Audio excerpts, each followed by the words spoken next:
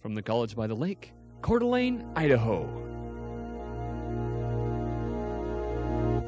Local, regional, national, and international guests discussing the issues and topics affecting the way you live are on Forum, the North Idaho College Public Forum, with your host and moderator, political scientist, Tony Stewart. Good morning or afternoon, or wherever you're viewing this program. Sometimes we air in the morning, sometimes the afternoon or evening.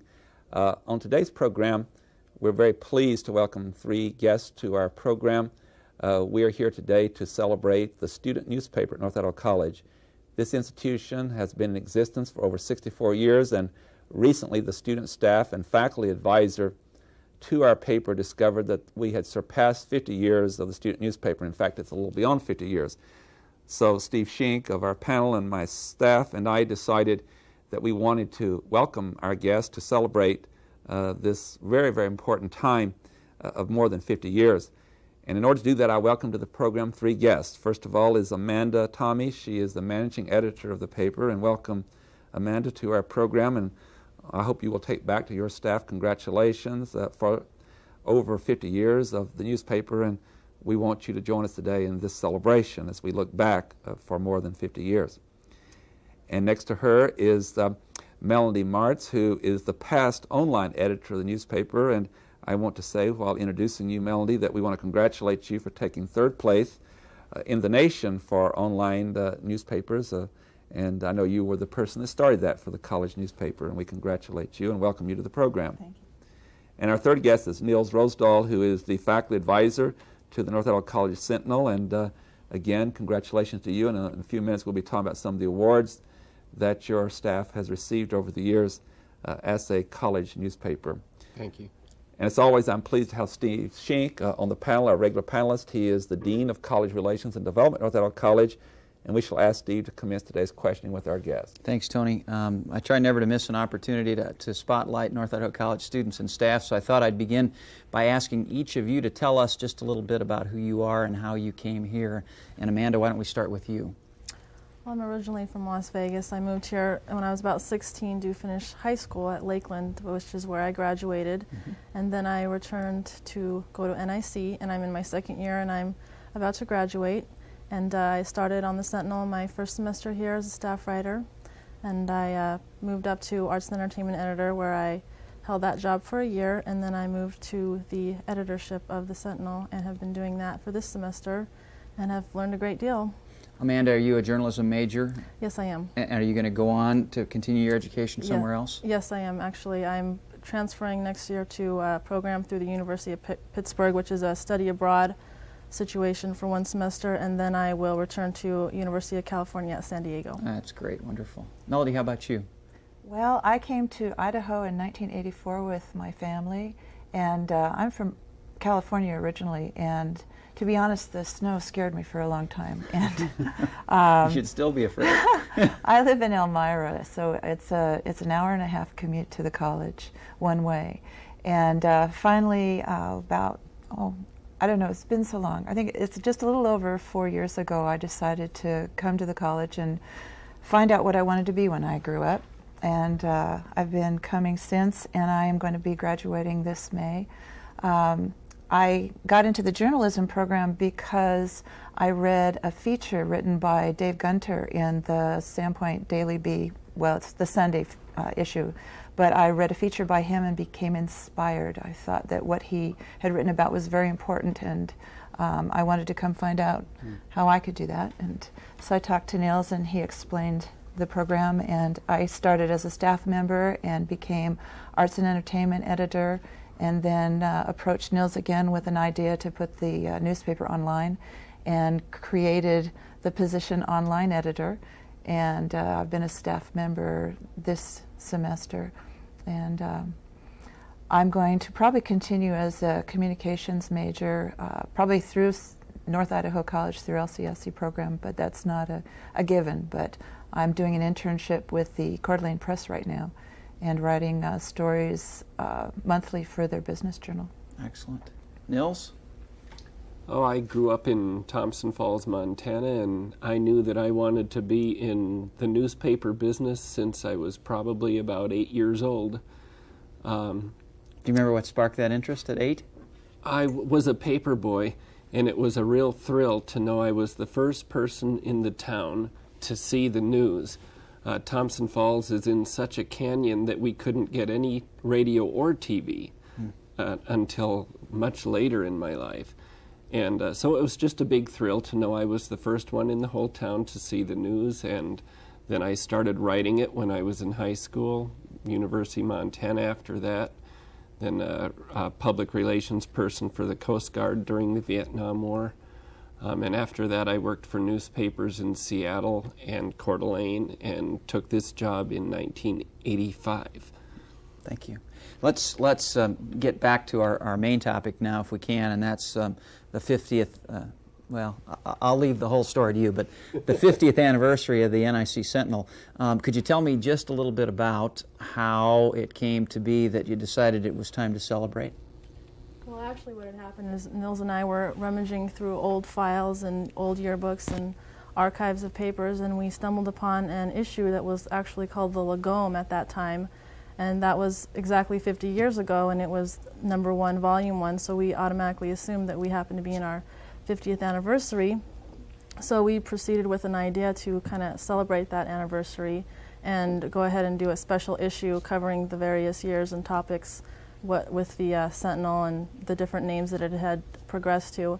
And then with a little bit more research, we realized that that wasn't the first issue, that was just the first name of a particular issue.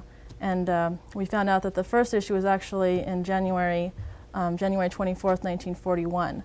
But we're still liking our idea of kind of recapping all that NIC has gone through and the different publications that we decided to go ahead and stick with our idea. Well, now I can't resist this question. Lagome, not legume, not like as in beans and peas and things, but Lagome. L-E-G-O-M-E? Yes. Does anyone know it's spelled. what that means? It said just that it was an Indian word meaning message, is all that it said. Interesting. It didn't say what tribe. So now it's time to celebrate. What is that celebration going to entail? Well, what we're planning on doing is having an 8-page special pullout inserted in the normal Sentinel issue for the last issue. And we decided to pair up students, staff writers for each decade. So 2 staff writers were responsible for a decade, and we gave them several criteria of what we wanted to be included in their decade, which included noting a particular political event that had happened, the name of the publication at that time, and so forth. And then, so it was from the 40s to the 90s, so it was 6 decades, and then that's going to be compiled in the 8 pages. And it will just be a reflection on the major things that have happened throughout our country and how it affected the students and how it affected NIC and just the major changes that have gone through time.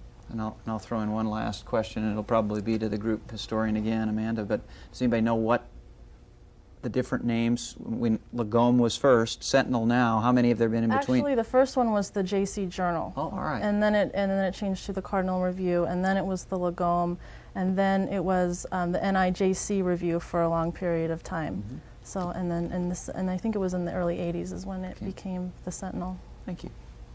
That's a fascinating history. Another thing that our viewers may not be aware of in Canada or other states, and when I introduced the program, I said in some states we're all in the morning, some in the afternoon, some at night. But I want all of those viewers to be able to experience and enjoy some of the success you've had. And certainly from those issues have come awards. And Nils, we want you to deal with that. And I would like to ask you to start with the what I would consider, you might not, but I was so impressed with this particular award that you received, and you had to go back to the East Coast to get from the family of the late Senator Robert Kennedy, and you have that award. Would you take us through that and then show us some of the other awards that your students have won as writers of this college newspaper? I'd be glad to, Tony. I was very lucky in 1985 when I took the job as the advisor to the Sentinel that I was inheriting a paper that was very successful at that time. And I also was inheriting an experienced staff, which is lucky when you're in a 2-year school to be getting an experienced staff. And so the Sentinel since then has continued a wonderful tradition of winning some terrific awards, which have included several national caliber awards. In fact, nearly every year there's been national caliber awards that the Sentinel has won. Probably the highlight are the Robert F. Kennedy Journalism Awards, which the Sentinel has actually won twice. We're really fortunate to do this. What it was, this award is for coverage of disadvantaged people. And so the Sentinel did, on the 2 times that it won this award, we did a series of articles on prejudices the first time. And this is one example of the series on prejudices. The timing was vital in this because it was at the time when North Idaho was coming under great scrutiny for the Aryan Nations activity. And so we did this series on prejudices, and we entered it into the Robert F. Kennedy contest, and it won first place in the nation. And this was over every university, not 2-year schools, but every university. And it was really something. I was sitting in my office early one morning, very early, like 7 a.m., and there was a phone call, and it said, "This is Ethel Kennedy. I'm calling from Florida." Who? And she says, "Ethel Kennedy, your school has won the Robert F. Kennedy Journalism Award." And I just couldn't believe it. And she said, we hope that you'll come to our estate in Virginia, your staff, and accept this award. And we did. It was just a fantastic experience. And it was repeated 2 years later when we ran a series of articles about disabilities and handicaps and how different students and staff members have overcome these. And that won the award for NIC the second time. It was terrific. And you have with you a plaque, I believe, that you have here, and that was one of the most recent awards, I believe. Right. This is the most recent award, and this, as you can see, was for the top outstanding 2-year newspaper of the year. And this was presented at a convention in San Francisco that Amanda represented us at this year. We had entered a single issue that was outstanding, which happened to have been this issue of the paper, and it won the best newspaper in the nation for that. Well, on behalf of Steve and our staff, we congratulate you and all past students and advisors and so forth, the newspaper. That's most commendable. And we now want to get into some of the issues that has made this paper so prominent in that way, and I'll return to Steve for that. Well, Melody, why don't we take just a minute and kind of fast forward to, I don't know that it's necessarily the future of newspaper business in total. I hope we never get away from the paper that you can hold in front of you in the morning when you have coffee or you're on a commuter train if you live in a different part of the world. But let's talk a little bit about online publications, because it is a new wave in communications. Tell us what you've done and what you think it means for the future of journalism. Well, what I did was I attended a convention in February of '96, like the one that Niels just showed you, the award that we got for the top newspaper for this year that Amanda attended. I attended the previous year, which incidentally we won again, the best 2-year college paper. And at that time, I had just gotten an internet account in January, so in February I was all charged up about the internet. And Niels signed me up for a special session at that convention that dealt with just online newspapers. And San Jose Mercury News had sent a representative to conduct that session. And I was inspired. And it was really exciting. I'd already taken some time to take a look, and the major newspapers all have online editions. USA Today and the New York Times and all the big names and everything you can imagine in between, and I was impressed with the number of colleges that had their papers online. And so I had seen at that same convention they gave an award for the best of the net, which was recognizing the best college online newspaper, and I decided that we were going to win it the next time it came up, which we did. And I had, like I said, I had gone to this session that was given by the San Jose Mercury News, and he had given some addresses to us as a learning experience that were not public knowledge, that where they had their templates and some of the things that they were using to actually produce the paper. And so I learned a great deal from that experience and was impressed with their clean design, and I would say fashioned my design after the San Jose Mercury News edition. Wasn't exact, but just took my inspiration from them. I've attended a number of sessions since then. I've learned a great deal from that experience and others like it, and have taken an opportunity to go to other conventions and attend other sessions.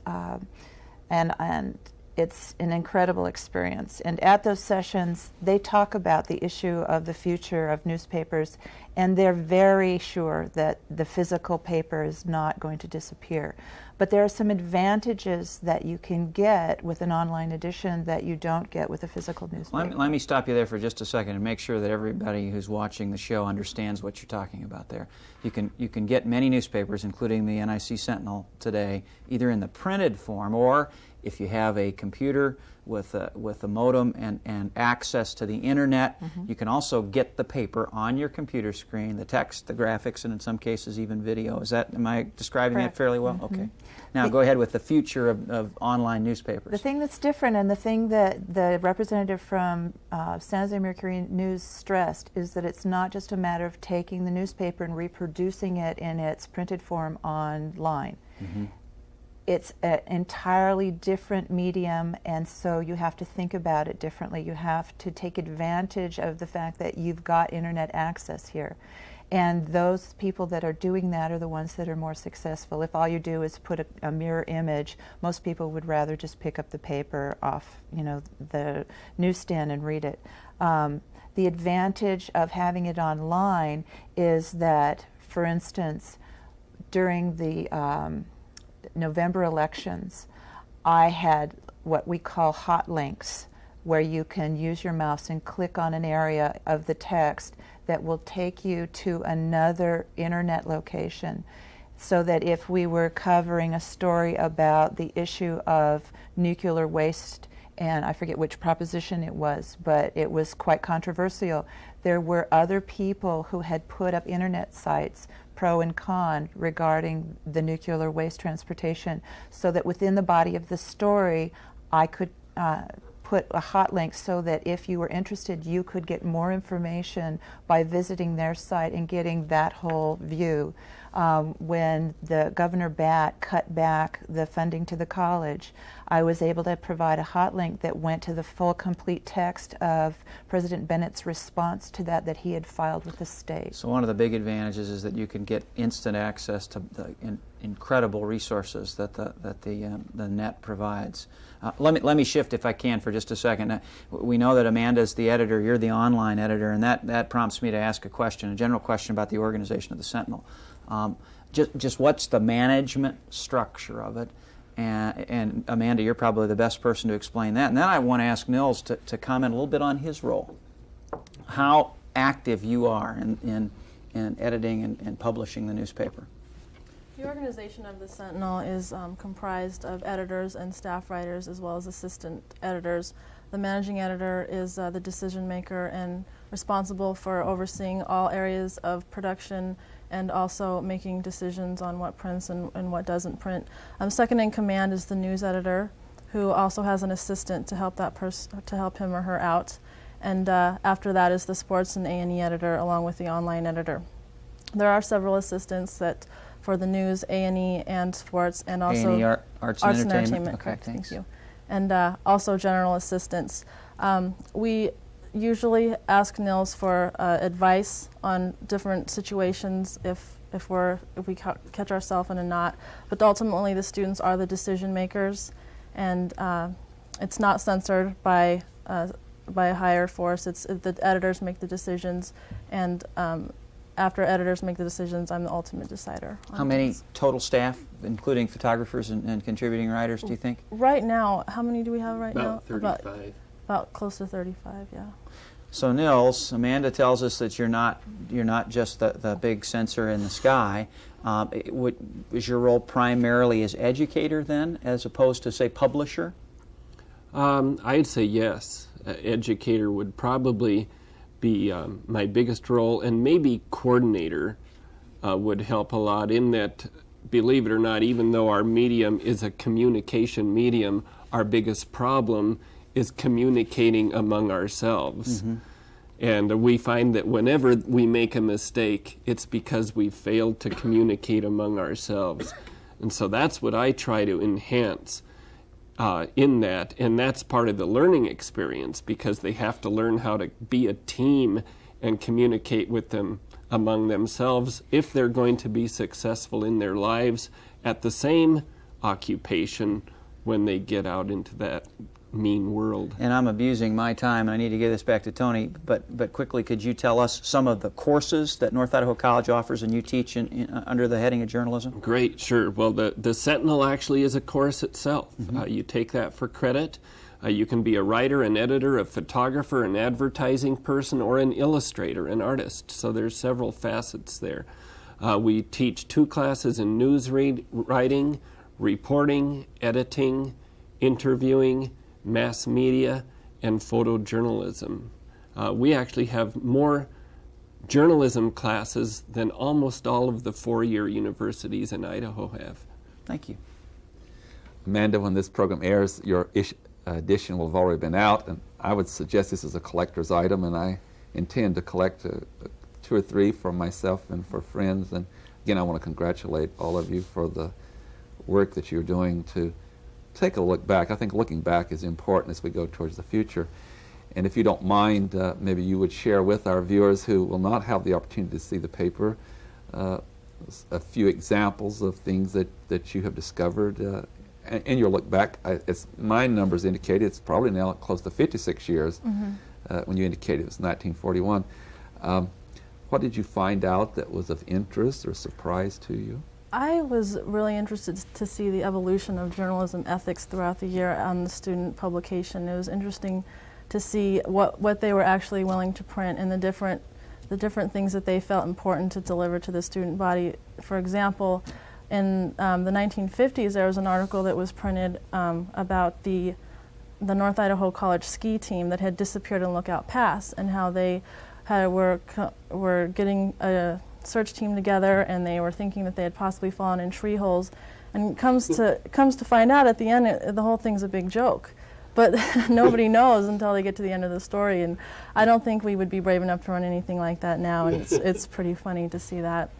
It's also really interesting to see through the decades the major things that were happening in the world and how they were affecting North Idaho College. And we're such a small little area, but you could really see through the editorials and through the different student reactions and what they chose to print, how it was affecting the students. In fact, I was telling Nils this morning about a student in the 1950s, I guess it was, also shortly after the Korean War had happened. There was a Korean student, he was from Korea, and he actually chose to come to North Idaho College simply because of the name. The registrar was Japanese, and she had an Asian name, and he felt that was a strong enough connection for him to actually come to this school. So it was interesting.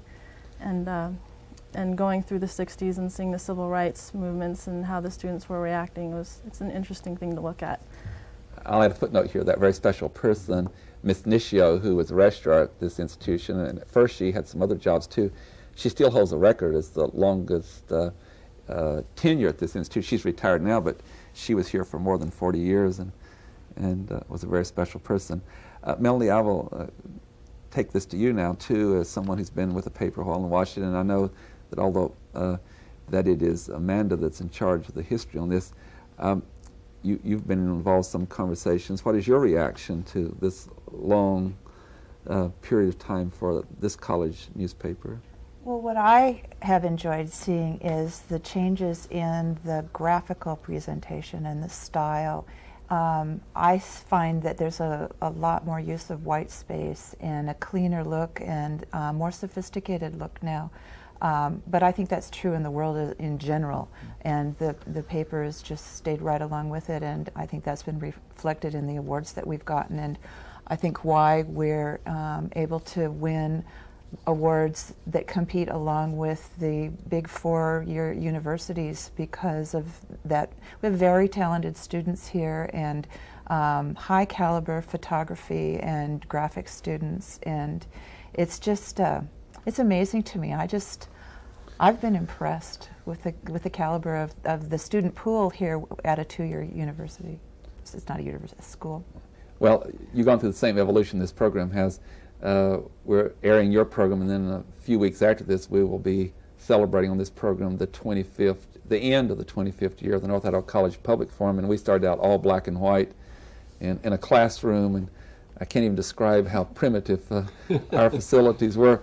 And I noticed the student newspaper in the years I've been here that it was all black and white. Now you've gone to color too, and so forth, and that's part of what you're discussing, that technology has played an important role in the contributions of the quality that one is able to deliver either in the printed media, or in our case the live media. I think it's also a cooperation of different departments on campus. We've gone to the art department and recruited cartoonists and graphic arts people. Nils has brought in people from the Coeur d'Alene Press and the Spokesman Review to come and critique our paper, and people who are professional and doing a top-notch job in their own areas are coming and sharing those skills with the students, and I think it's making a difference in our product. Now I want to get Nils in on this too, because Nils has been here long. I'm real excited about this facet because of how fortunate that the Sentinel and its staff has been, that of its support by NIC, especially in technology. We've been able to produce the progress that we show because we've been granted the right technological tools to do so. We now can put a photo, instead of having to print a print of a photo, we just take the negative and put the negative right into the computer and then put the picture into the page of the paper.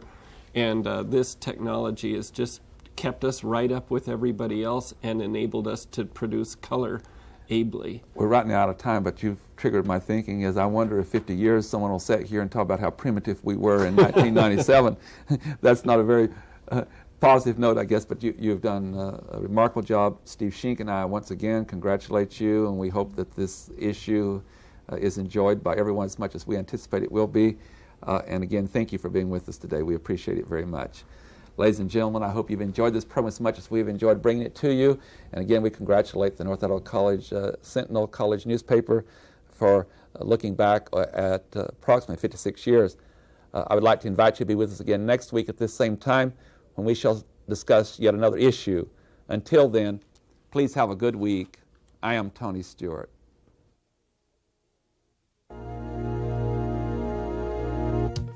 The North Idaho College Public Forum was videotaped live from the studios of Instructional Technology on the campus of North Idaho College for viewing at this more appropriate time. We invite you to join us again next week for another all-new edition of the North Idaho College Public Forum on this public television station.